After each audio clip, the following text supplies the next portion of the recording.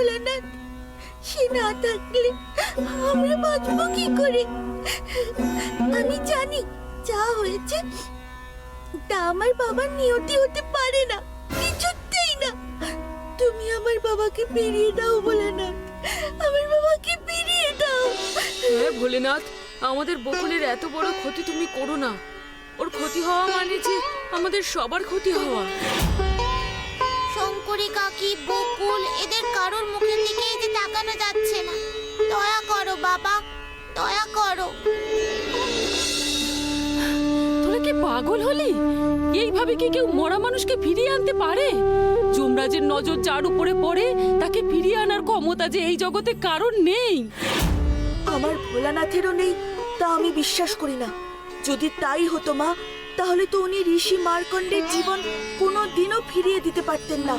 আরে বাবা, ওসব গল্প কথা, বাস্তবে কি তাই হয়? তাছাড়া ভগবান ঈশ্বর এদের মধ্যে যা হয় সেই একই বিচার কি আমরা মানুষেরা পেতে পারি? কেন পারি না? ঋষি মার্কণ্ডেও তো ভোলানাথের ভক্ত ছিলেন, আর আমরাও তো তাই। বলো, তাহলে আমার বাবার প্রাণ উনি কেন ফিরিয়ে দেবেন না? কারণ তোর বাবার প্রাণ ফিরিয়ে দেওয়া তো ভোলানাথের হাতে নেই, আছে যমরাজের হাতে। তিনি যদি না চান, মহাদেব দাদার প্রাণ কেউ ফেরাতে পারবে না বকুল। তবে আমরা তার কাছেই যাব মা, তার কাছে গিয়েই প্রার্থনা করব। কিন্তু মহাদেব কাকাকে এইভাবে আমরা চলে যেতে দেব না। চল বকুল, আজ শুধু আমাদের ভক্তির নয়, শক্তিরও পরীক্ষা। তোরা কি পাগল হলি? যমরাজের কাছে তোরা যাবি কি করে?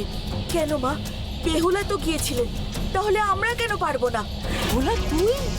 আমাদের চেষ্টা করে দেখতে দাও কাকি। এইভাবে হাল ছেড়ে দিলে তো আমরা আমাদের কথা যমরাজকে কোনোদিনও বলতেই পারবো না। একেবারেই তাই। ভোলানাথের কৃপায় আমরা যখন এত বিপদ থেকে উদ্ধার পেয়েছি, এই রাজ্যকে রক্ষা করেছি, তখন আমার বিশ্বাস মহাদেব কাকাকেও আমরা ঠিক ফিরিয়ে আনতে পারবো। হে ভোলানাথ, ছেলে মেয়েগুলোকে তুমি রক্ষা করো, দয়া করো। মহেশ, তুই নিচে নাম। কিন্তু এখানে নেমে কি হবে? হ্যাঁ ভোলা, এত নিচে শুধু বালি আর বালি, এর মধ্যে আমরা নামবো কেন? দরকার আছে। দেখছিস না, মহেশ এতক্ষণ ধরে আমাদের নিয়ে উঠতে উঠতে হাঁপিয়ে গেছে। আমাদের কিছুটা পথ এবার হেঁটে যেতে হবে।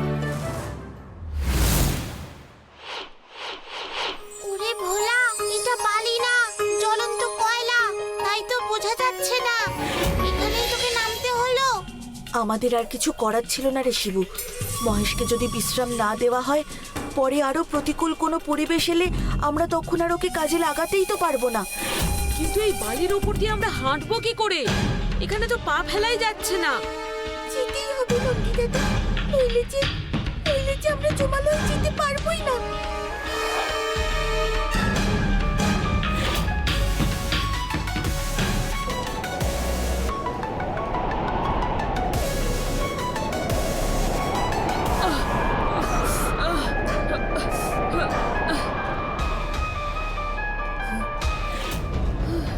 ভোলা রে, আর পারা যাচ্ছে না। যে আমি প্রতি ঘন্টায় ঘন্টায় কিছু না কিছু খাই, সেই আমি এতটা পথ একেবারে না খেয়ে থেকেছি, কিন্তু আর মনে হয় না চলা সম্ভব বলে। হ্যাঁ ভোলা দাদা, এইভাবে উদ্দেশ্যহীনভাবে এগিয়ে আমরা কিছুতেই জমালয়ে পৌঁছতে পারবো না। আমাদের যেমন করে হোক জানতে হবে সেই পথ কোন দিকে। কিন্তু আমরা জানবো কি করে? আমাদের তো কেউই সেই পথ বলতে পারছে না। আরে বাবা, কোনো জ্যান্ত মানুষ কি করে বলবে ভোলা? লোকে তো বলে একমাত্র মানুষ মরলেই সেখানে যেতে পারে। তবে কি আমাদেরও মরতে হবে? হ্যাঁ ভোলা দাদা, এছাড়া তো আর কোনো রাস্তাই দেখতে পাচ্ছি না। তাহলে তাই করি ভোলা। এমনিতেই এতটা পথ হেঁটে ক্লান্তিতে, খিদেয় তেষ্টায় আমরা আধমরা হয়ে গেছি। বাকি প্রাণটুকু রেখেই বা লাভ কি? অন্তত জমালয়ে গেলে আমরা মহাদেব কাকার প্রাণটা ফিরিয়ে আনার একটা চেষ্টা তো করতে পারবো। ঠিক বলেছিস নন্দী, এমনিতে আমি মরতে ভয় পাই ঠিকই, কিন্তু মহাদেব কাকাকে বাঁচাবার জন্য যদি অন্য কোনো রাস্তা না থাকে, তাহলে এটাই ঠিক পথ।